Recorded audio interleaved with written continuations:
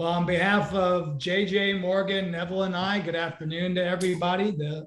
It's great to kind of reconvene our ID and Information System Council. As a lot of you know, and again, welcome to the new people that haven't joined us in the past. We're really pleased to have you join us. Last year, when we had the unique circumstance with COVID, everything went virtual, and we did a series of meetings that we had really good feedback on, and people seemed to enjoy the opportunity to reconnect and to do deep dives into different topics affecting the industry. So we decided that we thought it would be a good idea. We went and polled our membership, and people wanted to participate. Today's call is another one of those great turnouts. I think we had over 60 RSVPs, so it's hopefully hitting a need for everybody. And if nothing else, just a great chance to get back together, discuss some things, learn, and develop a little bit of camaraderie as we move forward, hopefully out of the pandemic phase and back to some normalcy again. Today's schedule, we're focusing on value-added systems, and we're going at it from a couple of different angles. We've got, I think, some really good perspectives to bring to you today. We've got Angie Krieger from the Pork Board. We've got Coby Buck from AgriWebb, and Brian Beckley, who's the lead of animal health business for Merck in the Aqua division. So welcome to our presenters today. Neville, I'll kind of kick it over to you for some opening comments, and then we'll do some introductions. Yeah, I just want to say, really exciting about the feedback that we've gotten when we did the survey, and then being able to put this together today. And obviously, we've met a need because, as Glenn said, we had over 60 RSVPs, and I know as I looked through the list that there were several people that we have never had before, and also just really excited about the breadth of kind of interests and disciplines as I looked through the list. So really excited about that, and then very excited about the program that we have put together today. And I just, as I was, I'm actually in Columbus today, and as I was driving up here to get to my hotel room, make time to do this, thinking about how really COVID has changed so many things, but it's kind of provided us the venue to not only do face-to-face meetings when we recognize that's important, but to kind of do this and continue to promote education and outreach and really create, added value for NIAA members. So just really excited about today. It's good. First class. Well, we're going to introduce our three speakers and then leave it to them. They're going to present for about 10 minutes or so. We're not going to do questions after each presentation. We're going to wait until all three have presented, and then we'll go ahead and open it up for questions for the back half of the call. So the first speaker today will be Brian Beckley of Merck Animal Health. Brian is the lead of the Aqua division. I had the pleasure to work with Brian for about 10 years because actually Biomark, the company he started with, was acquired by Allflex when I was there back in 2010. So we worked together as sister company compatriots over a 10-year window. Brian actually joined before we acquired them in 2001, and he served in various functions, including finance and sales positions. For 5 years, he was the chief operations officer, a role in which he was responsible for commercial activities in support of aquaculture and conservation businesses. During that time, he was instrumental in the success of the recent Vaki acquisition, which was a company he'll talk a little bit about today, ensuring that this leader in fish farming and wild fish conservation monitoring equipment and real-time video monitoring technology experienced a seamless transition into our business. In 2019, Brian was appointed the president of Biomark, a subsidiary of Merck Animal Health now. On September of this year, Brian was appointed to lead the Merck Animal Health North American Aqua business.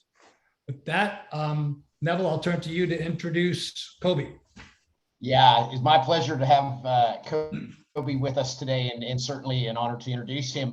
It is one of those things that through COVID, I got to meet Coby and actually sort of indirectly had a connection with him through CSU and his dad, and I know he gets tired of hearing that, right? But Coby comes to us. He serves as the U.S. account manager for AgriWebb, and what's interesting is that Coby is, I believe, fifth generation on his family's operation.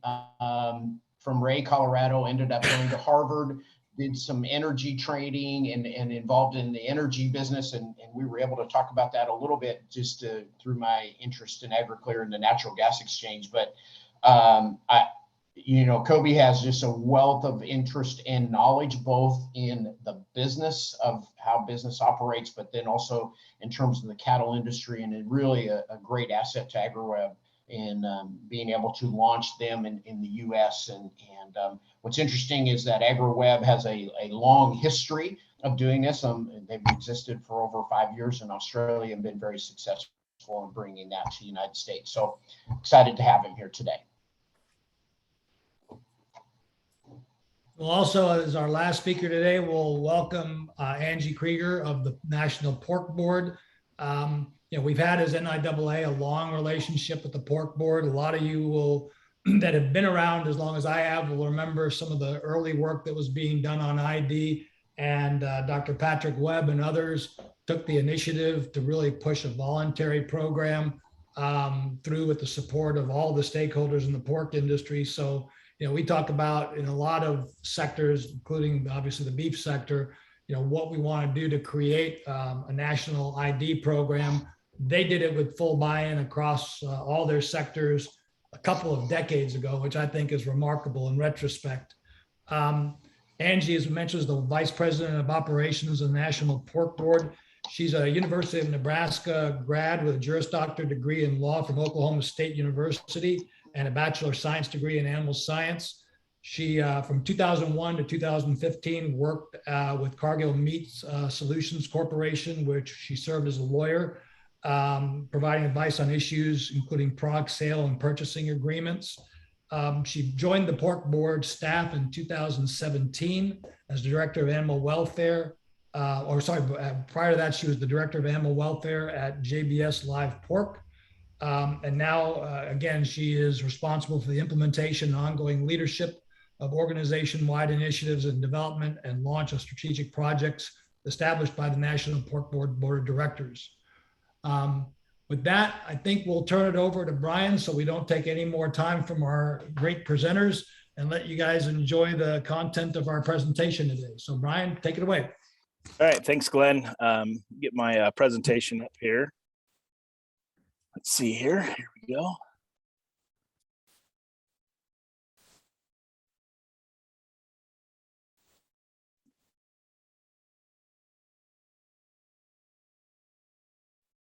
Make sure we're in presentation mode here. That everyone's seeing the right screen. So does everyone, Glenn, do you guys see the actual presentation mode? We don't. We're Yes. seeing the preview slides on the left. Yeah. And yeah. Okay. Try this one more time. How about that? There you go. Perfect. There you go. Vision Okay. technology fish farming. Perfect. Yeah. So I appreciate the opportunity that NIA is giving me to talk about fish technology, or excuse me, vision technology and fish farming. When Glenn contacted me, he knew we'd been working on this for several years, and as part of Merck Animal Health, we've really been able to fast track this. And what I wanted to talk about right off the bat is with Merck Animal Health and our brands in North America. And I'll point out right off the bat that, and let me explain a little bit about me first. So Brian Beckley, I'm located in Boise, Idaho, and that's the headquarters for the Merck Animal Health North American Aqua group.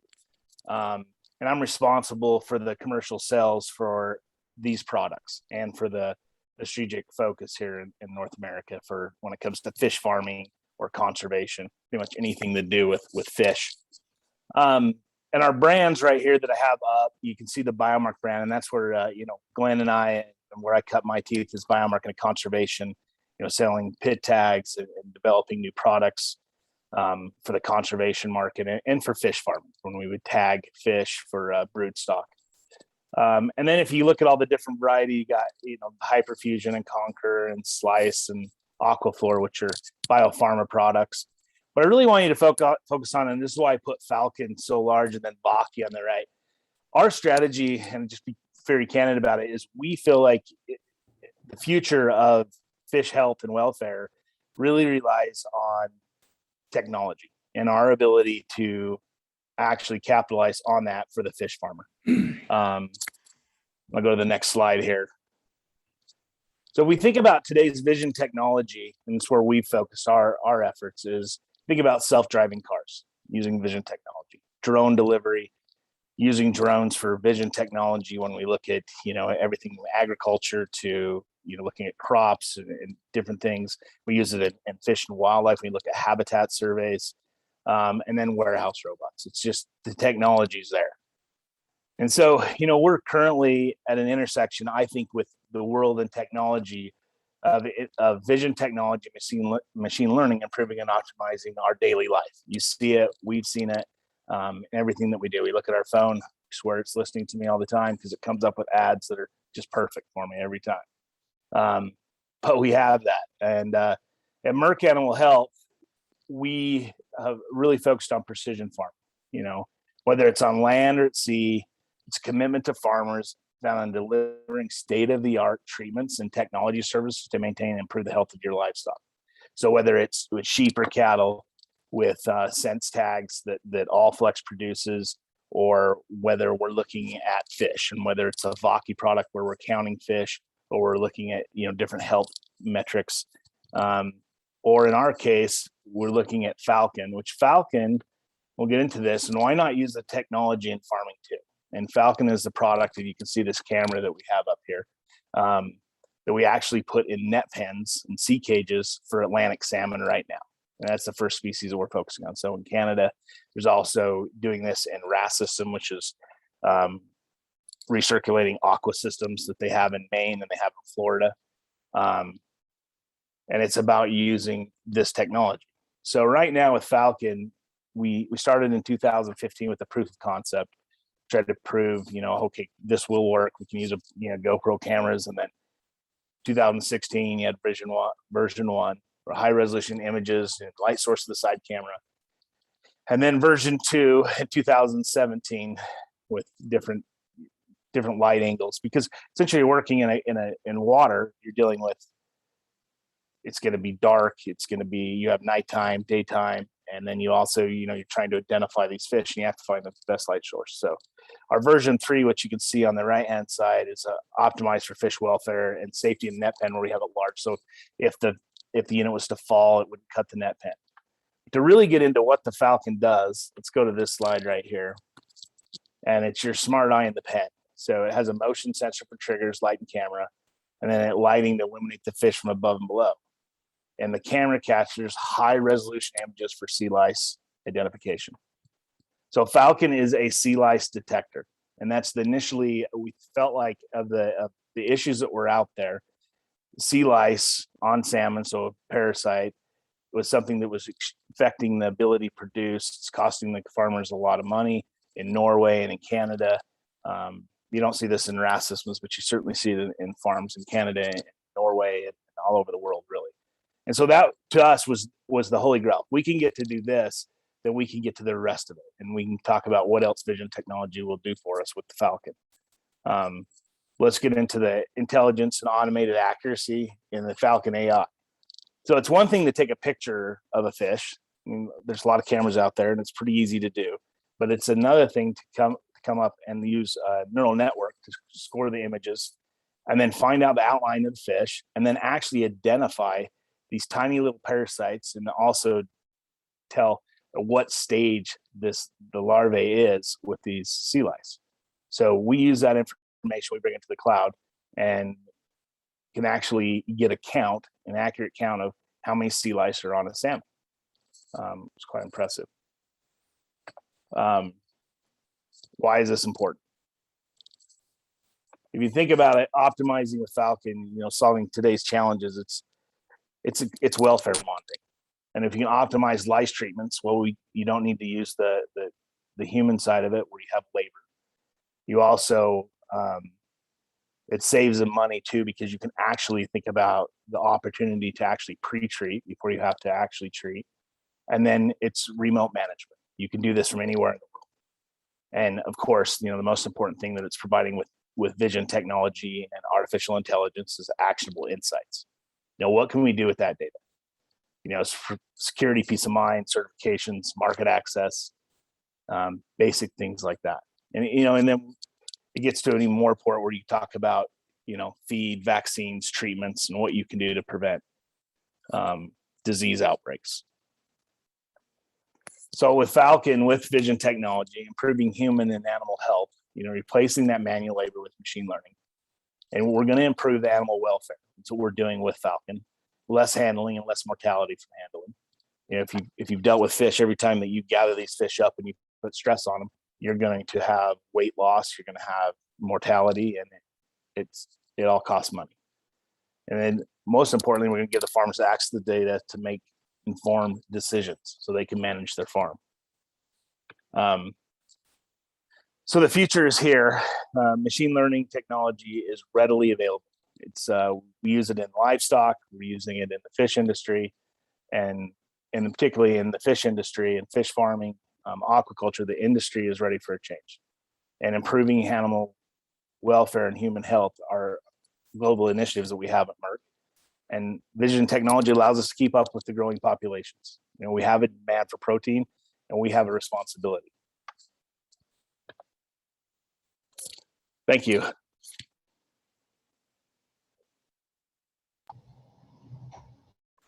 Thank you, Brian, and thank you for staying on time. That was awesome.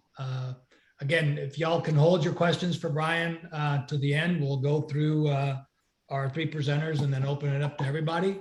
So with that, I think next up is Coby. Yeah. Yep. Can you guys hear me okay? I think that I got Perfect. Yep. perfect. Gotcha. Yep. It's good. I'll jump in and share my screen and we can get underway. First and foremost, I just really want to thank the NIAA.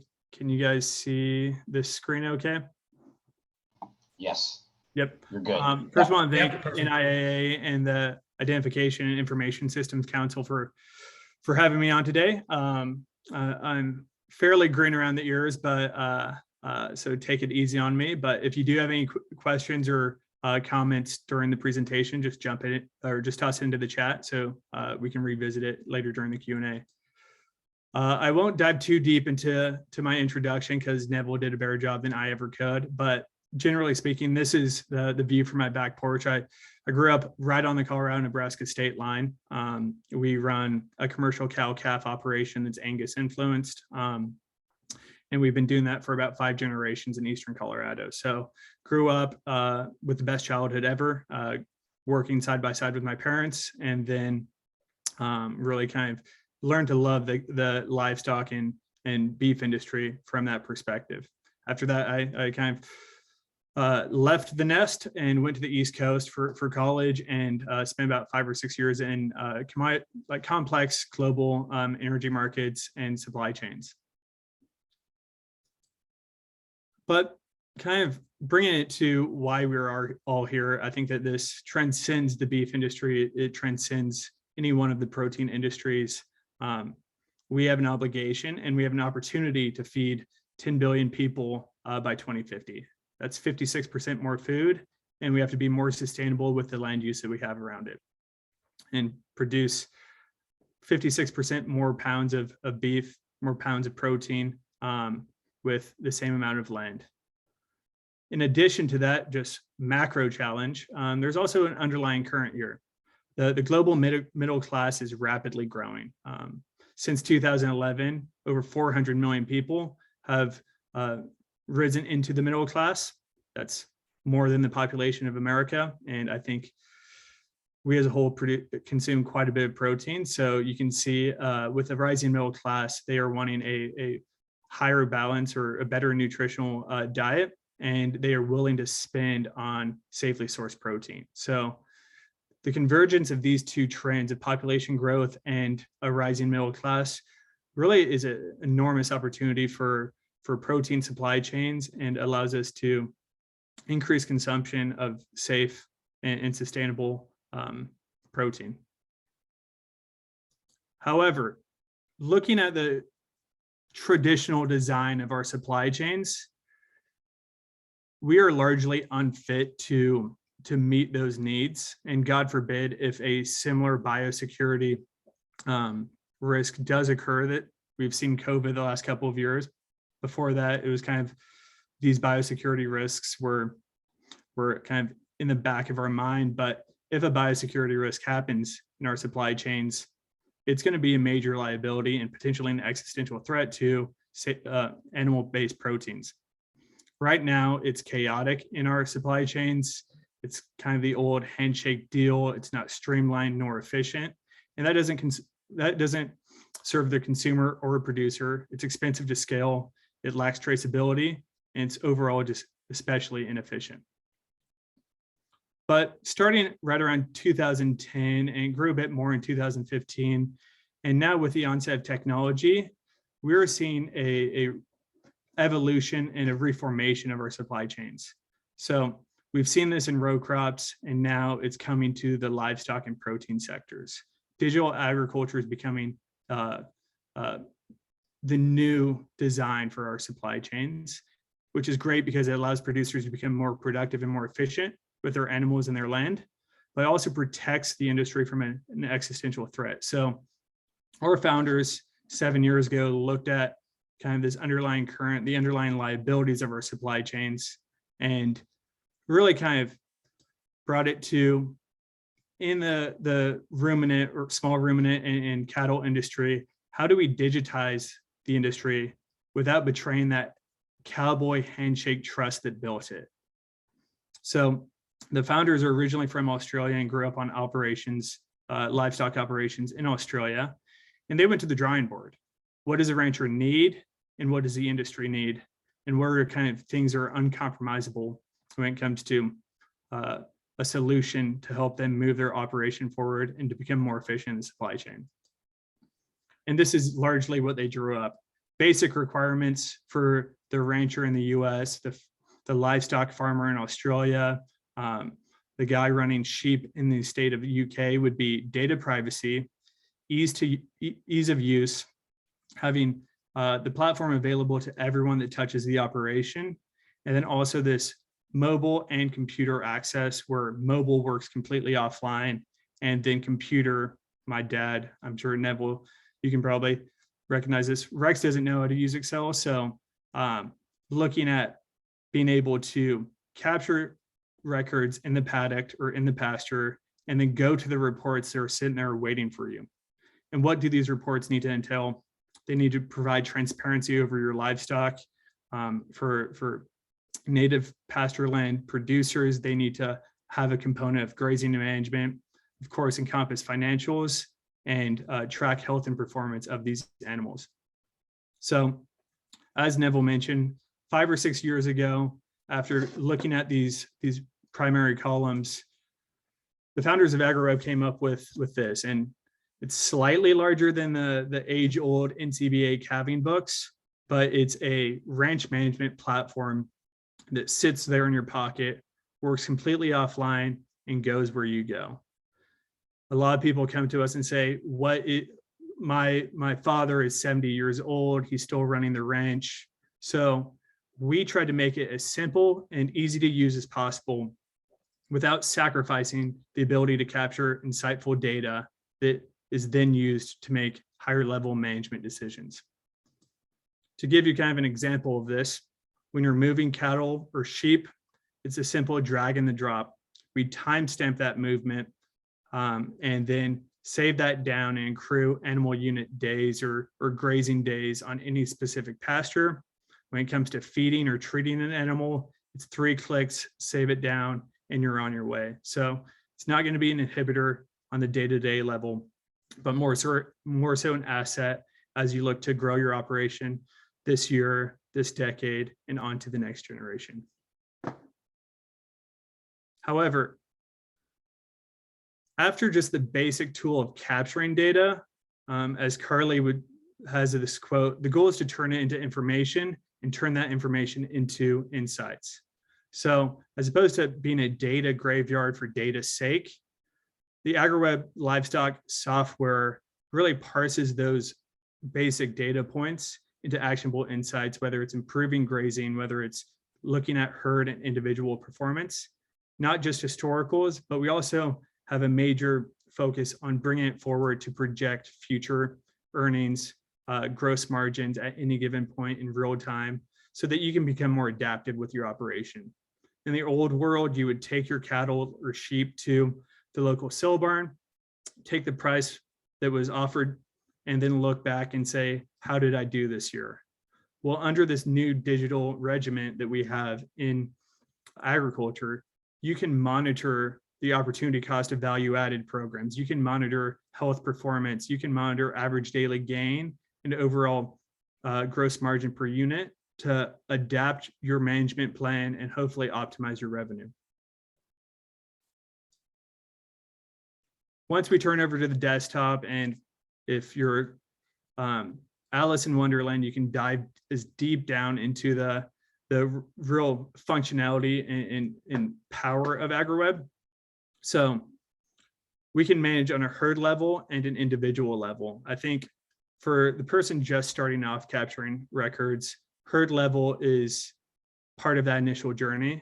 But as we look at more sophisticated producers, as other technologies are increasingly available, I think that the industry as a whole sees value in individual performance and tracking individual animals. And previously it wasn't scalable, but with AgriWebb, having it all in one spot where that weight matriculates to a grazing footprint, leads to an average daily gain association, and allows you to analyze this animal from a genetic level. Really, the system's designed to be as flexible as possible to meet your needs on the range and to drive your operation forward in productivity and profitability.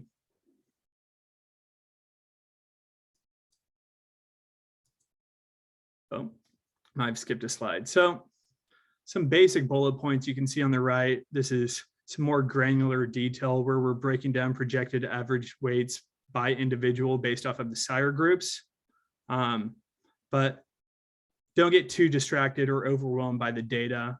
It's minimal input, and then it's kind of maximum output depending on what you're looking for and your goals of your operation. Simple and efficient to capture the data, and the insights are waiting for you at the end.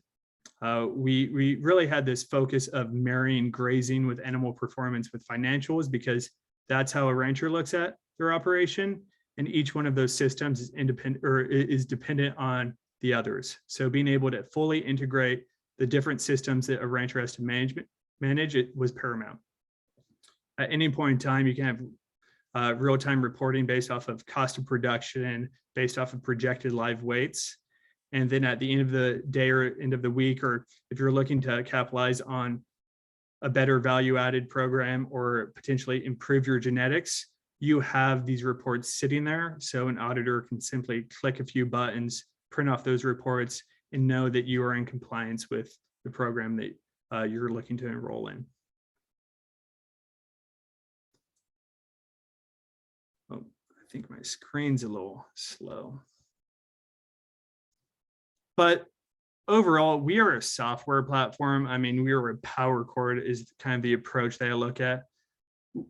We're very good at ranch management software and driving insights and capturing information and marrying that data to support the rancher. But the real solution in the industry is going to be a combination of hardwares, combination of different solutions. And therefore, we have built out our partnership and integration scheme with all of the major weight and EID indicating companies, Allflex, TrueTest, Gallagher, Tapari. And then we also are working with a satellite company and then a water monitoring system company in FarmBot. But going forward, we're really kind of coming into the era where we're allowing ranchers to link to the broader protein supply chain, and that is at will. I mean, they own their own data. If they want to enroll with a co-op, or if they want to have a trusted finisher that they can share data with, they can elect then to enroll into a broader supply chain. To date, across our 3 major geographies, we have 17 million animals under management. That's across about 8,000 operations, which encompass about 100 million acres. But these are great stats, but really when we look at adoption and stickiness of the product and are we adding value to the industry, we really focus a lot on this churn rate. How many people are upset with our performance and upset with our product and then leave us? To date, we've done fairly well, I think, with a 0.5% churn rate. So the number of people that left us, but ultimately we want to get this to 0, because we take feedback from the rancher on how we can improve this and how we can encompass what they need on the ground when it comes to their operation. But moving forward, we're now looking at empowering the rancher to connect the point of origin data, which has traditionally been the black box of our industry, especially the beef industry, with the greater supply chain. As I mentioned, ranchers can elect to be a part of one of these supply chains. It's not, okay, we're selling your data to X, Y, and Z company, but more so, if we're not living for the rancher, we're not doing it correctly. So allowing them to elect into a supply chain provides transparency across the average daily gain, the number of animals at each supply chain node, and it also improves traceability and transparency across the entire industry and protein market. Here is just a brief look at the products that are coming around the corner. Our supply chain manager has been launched in the UK, and we're starting to expand it to the US. But overall, this is AgriWebb. If you have any questions, be sure to toss in the chat. But again, thank you very much for having me.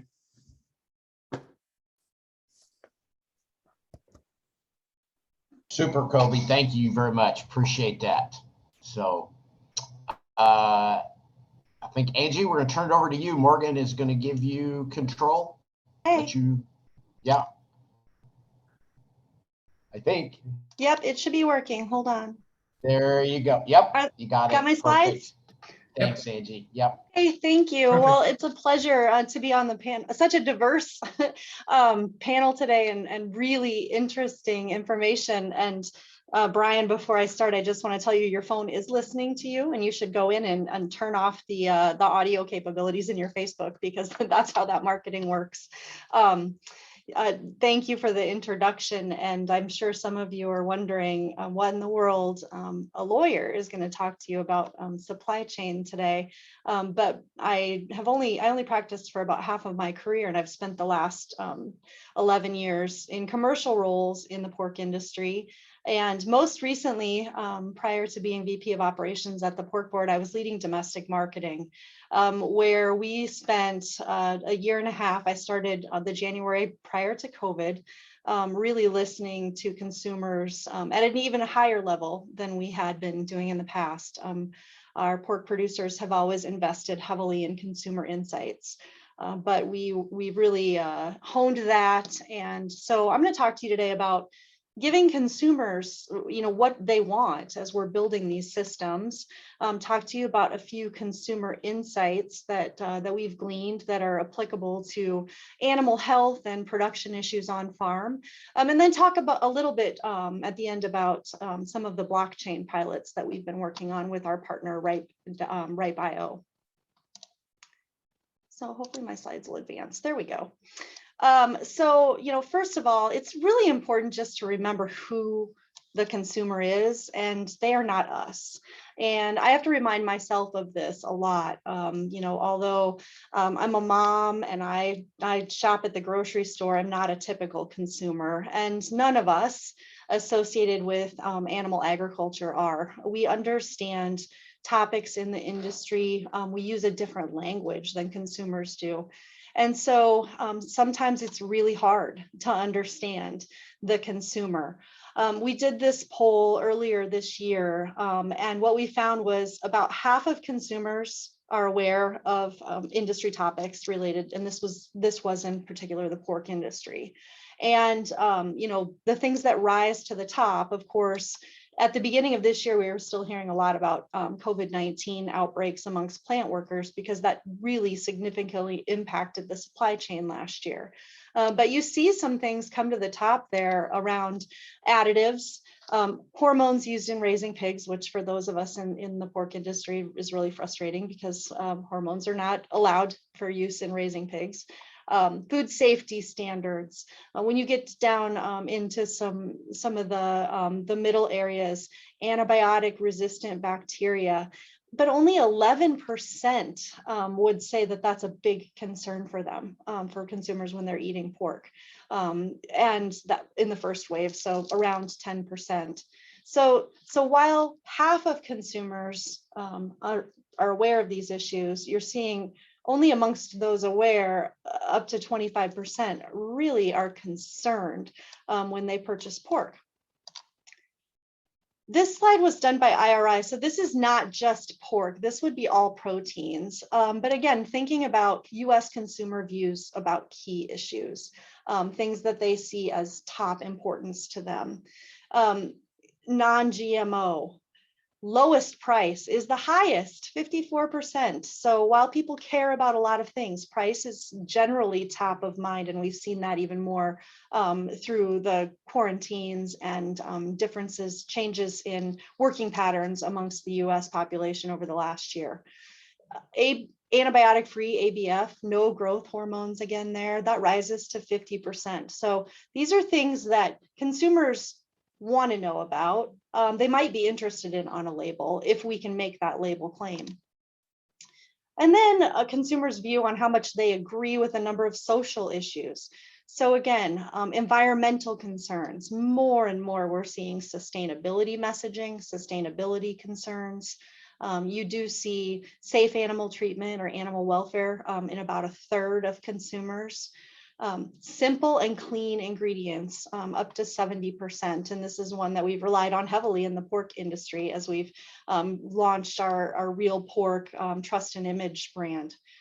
And then ingredients that I can pronounce. So again, simple. Consumers are not always sophisticated about their food choices.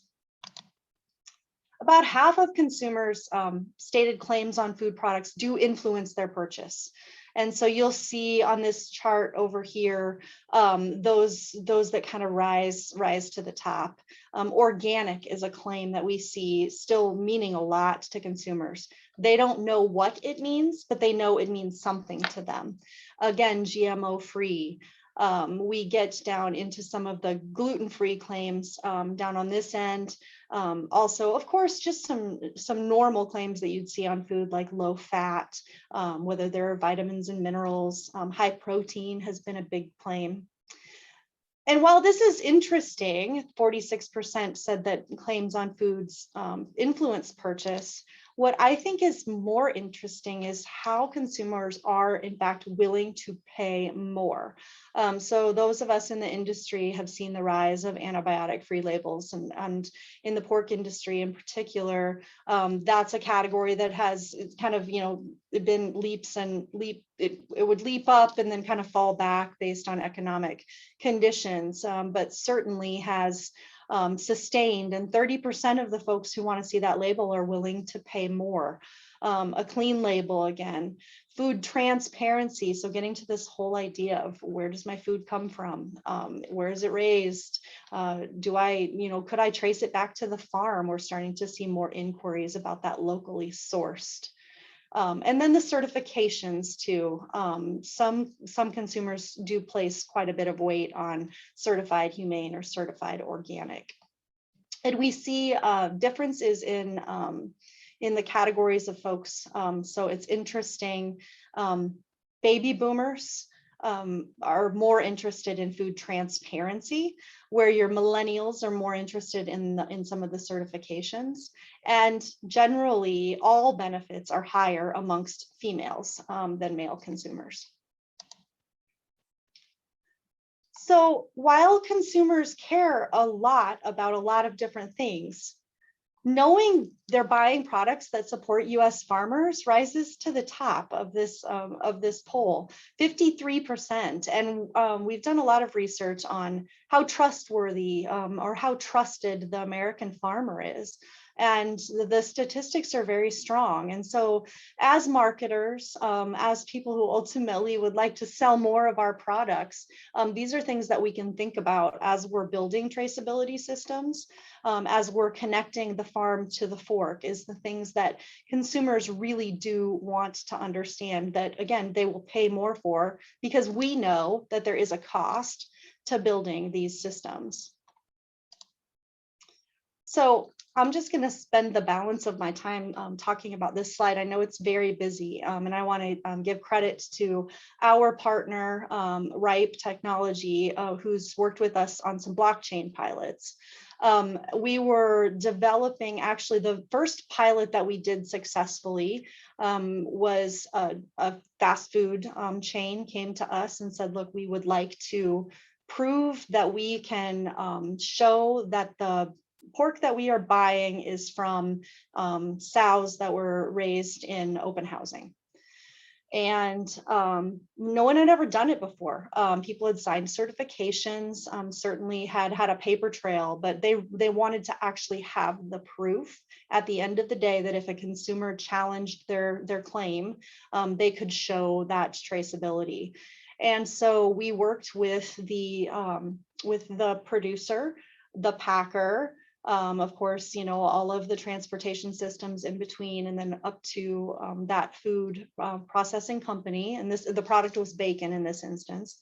And we built a blockchain in essence. And so don't get hung up on the word blockchain. I know that has a very specific meaning in the technology world, but essentially it was a distributed network where each part along the chain could upload their data. It was then locked in, but anyone else on the chain could also access it. So it wasn't free and open source. It was closed. But as we were doing that, we went through the process of really understanding in the pork industry all of the different data points that potentially could become part of a blockchain system. And so that's what this slide is really depicting, is you know, on farm, in storage, the crushers. Some of these would be data points that would have to be manually input. Some of them, you know, I think the storage is really interesting, right? I grew up on a grain farm in north central Iowa, and my dad was always out there checking the moisture of the corn. There's technology that does that today and that can upload it to the system. What we're looking at on farm, I think it was briefly mentioned in my bio that I spent some time as director of animal welfare for JBS, and we had some great apps and things that we would use. We had iPads, but there were a lot of our farms that didn't have internet, and so you would be offline entering data, have to go up to the office to upload it, and that's still a reality in our industry, that we have areas that don't have that connectivity. So really proud to be at the National Pork Board, continuing to explore these types of opportunities for our producers. We are working on some more focused on sustainability today, and some of the measurements that would be taken in the grain farming, all the way through the feed production, and then flowing into the farm. So be glad to answer questions when we get to that point, but I'll stop there, and we can start the Q&A.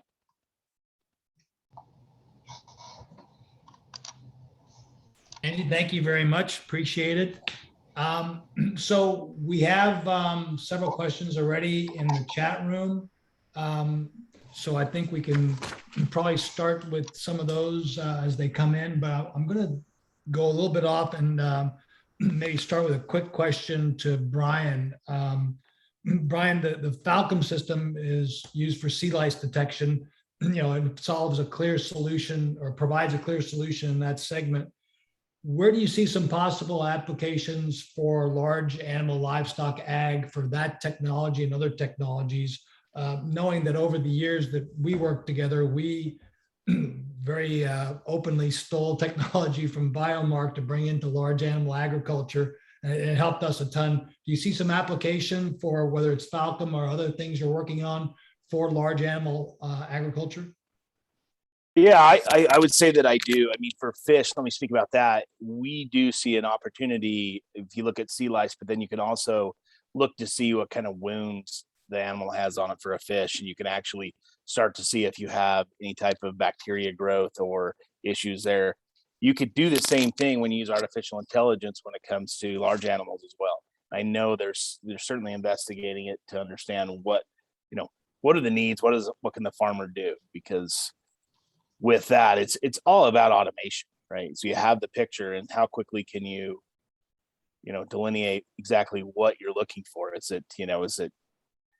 it growth? I mean, that's one thing that we look into as part of this Falcon. We do have a product that Vaki has that actually uses vision technology to actually measure the individual weight of the fish. So it gets within about 3% of the actual weight. So, I mean, that's another thing that you use vision technology for, and artificial intelligence and machine learning and all the things that come along with that. And maybe just to build on that, Angie and Coby, I mean, do you use vision technology at all in your platforms? Angie, I can take this. Go ahead. Yeah, not yet. I think that we do software pretty well. I would say the most comparable that we have when it comes to ranchers would be satellite imagery, estimating forage production, forage growth.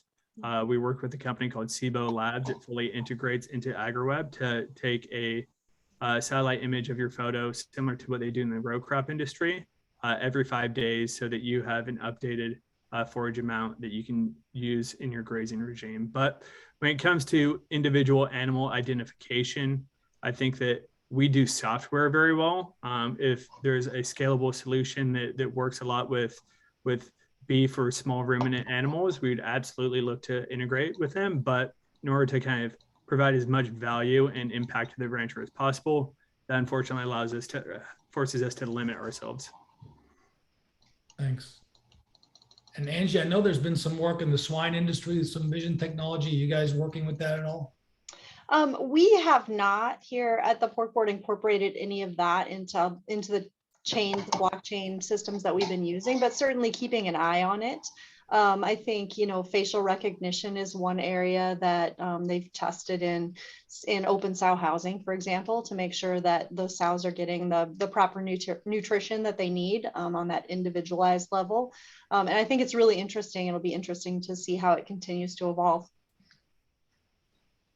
I noticed Justin just posted that their company does some facial recognition to digital ID in cattle, which means the technology is there. So that's great. Remind everybody, if you would, just go ahead and put your questions into the chat room, and then we'll try to get them answered as quickly as we can. I did notice, Coby, you had a couple of questions asked of you and you responded. Maybe if you want to summarize that for those who aren't tracking their chat window. Yeah, absolutely. I think Justin first asked, where's the data stored? So with AgriWebb, if you're using the mobile platform, and let's say you're part of, let's say 80% of ranches that have difficulty with cell phone service across the country, it will store locally to your device until it senses a cellular or Wi-Fi signal, and then push it up into the cloud where we have our data stored on AWS servers. And that once it's pushed in the cloud, it is then synced with every device that has service, and then also there at your desktop. So very seamless. Anita asked how many goat operations we have in the US on AgriWebb. If memory serves correctly, I think we have a couple of mixed operations that do goats. We have a couple of operations that solely do goats. We launched in February of 2021. So it's still the early days when it comes to the US. We've been around in Australia and the UK for several years, but I think we have 20 or 30 operations with goats. But this was built in Australia, and we have a very large following of sheep and goats and user base of sheep and goats in Australia, where that's a larger livestock industry. So full functionality for small ruminants in addition to large ruminants. And then Beth just asked if there's a free trial version. And yeah, you can go to our website, download a 14-day trial if you want to play around with it. And then also, if you need any guidance, you can always jump into a chat function and get some guidance on how to best use and kind of play around with the software. Finally, Justin asked, is the data immutable? So that's something that we've gone back and forth with, Justin. You want it to be flexible because every once in a while you might mistype a amount of feed being treated or the number of mills being treated or select the wrong tag number. So when it comes to ranch management on the day-to-day, it is not immutable. But as soon as those animals are transferred through the supply chain, it does become immutable, and it's ironclad. The way that we kind of have the best of both worlds is we use a lot of event sourcing structure in our data. So anytime that there's a modification to a previous record, that event sourcing will recognize that and show a revision to that record on top of the original record input. So it's not quite immutable. It's flexible for ranchers to override a typo, but when they override it, it is captured as well. Hey, Coby, this is Nevil. I wondered if you could speak briefly to sort of early days experience, what internally conversations you're having, United States versus Australia, right? Early launch. What are the differences of producers and kind of perspectives, and what's going on with them kind of psychologically? Yeah. So I would say the breakdown of the markets is very unique. I mean, Australia has a lot of cattle, more per capita than the United States, but the United States just generally has more animals and more operations. So I think there are roughly 20 or 30,000 operations in Australia, and their size of operations probably right around 500 head. In the United States, we have 750,000 operations with an average herd size of 40 head. So we are looking, and price is notoriously tough to kind of nail down, but having a scalable solution that provides value, no matter if you have 10 head or 1,000 head, and being able to drive those insights. Also in the US, I would say Australia has more regulation than the United States. The UK has a ton of regulation compared to the United States. So when we spoke to ranchers, we did a beta with 20 or 30 ranchers across the country of different operational sizes.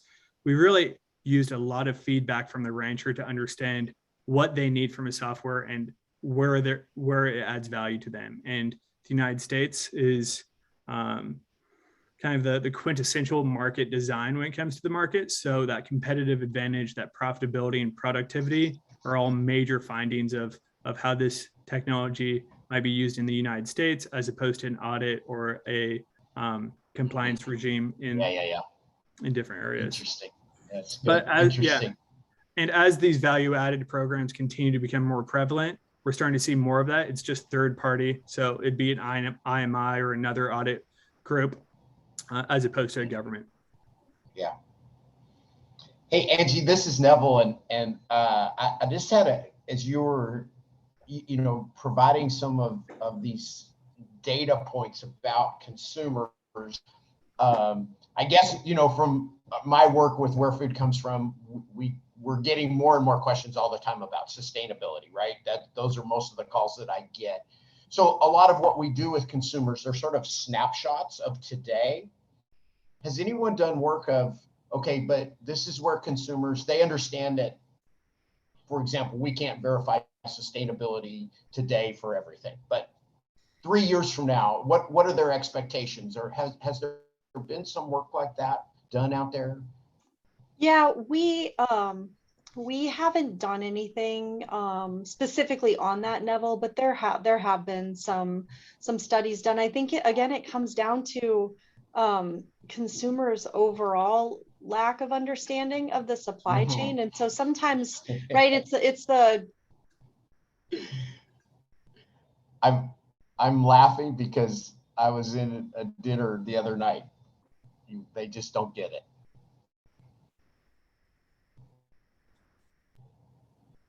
Did we lose Angie?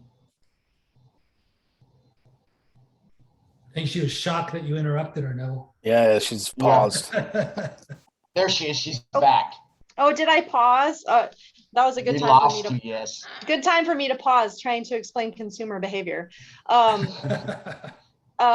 sometimes they don't even know what questions to ask, I think. So It's an opportunity though for us to be proactive and take the other insights that we've learned. Or for example, I mean, honestly, we're all in animal ag, but we've learned a lot about the consumer because of what drives them to buy protein-based products. And so we can use those insights to help us be proactive in how we report and how we build systems that will provide them more information. Yeah, real good. Thank you. So each of you, I mean, we're talking a little bit about supply chain, so this will go back to all of you. And kind of a two-pronged question. Does the downstream partners have access to this information? So like, will a packer be able to see what's coming at them prospectively as far as what they might want to do? And also again, whether it's a feeder in the cattle industry or any other, again, downstream partner, would they have the ability to send market signals through the systems that help the producers understand, hey, this is what the downstream partners are looking for? So, I mean, again, for Brian, they look for a certain size or quality of fish, and they have that dynamically come at them. Angie in the pork industry and Coby as well on the beef side. So maybe Angie, would you start with that? Yeah, that would be an ideal world. I used to work in procurement, and if we could have sent those signals back down the chain to our producers, I think some of the integrated systems are getting closer to that. I would say, the packers who have a dedicated supply, whether they own their pigs or are, very closely tied to their pork producers. And the same happens with customers sending those signals.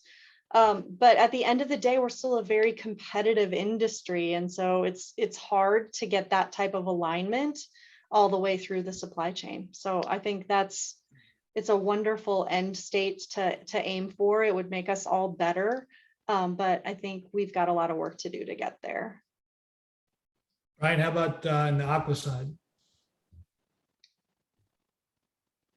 Well, when you were talking, you think about it, it's the issues we have with consumers, it's sustainability. I mean, right now in the fish protein, the majority of the protein that's consumed by consumers is wild caught fish. And so if you see it in the tuna fishery, sustainability, and then you have all these bycatch and it's unregulated. So that's where we have, certainly there's opportunity there, but that is one.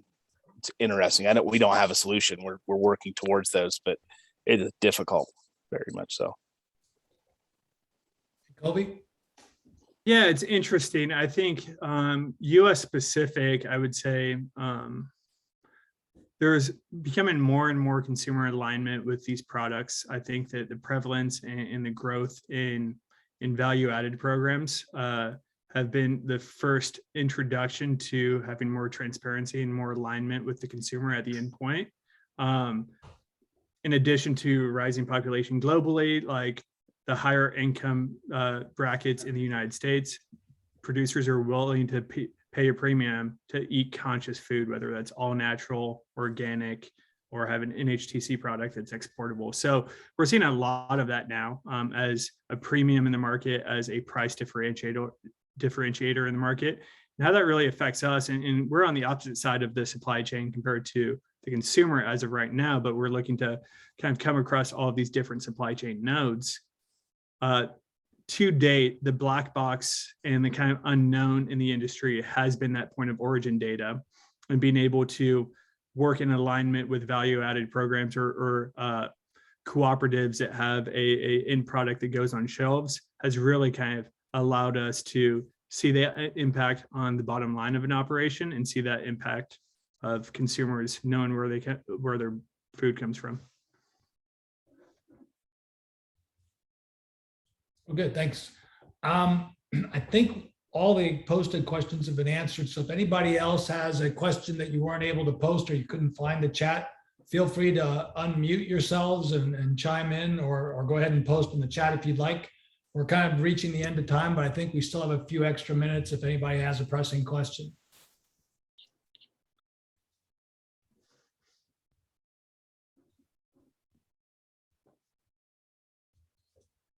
Nevil, anything more from your end? I'm good. All good here. No additional questions. I think you guys did a great job, obviously presenting and answering Super. questions. So again, on behalf of the entire group, thank you all so much for being part of the meeting today. And again, hopefully you'll join us as we have other sessions. We try to build on this one as we go forward. Each of our different sessions, we're going to have 3 additional sessions over the coming months. The next one will probably focus more on federal and state regulators. So we'll have more information on that coming to you by email. And I don't know if JJ or Morgan, you can post that information now.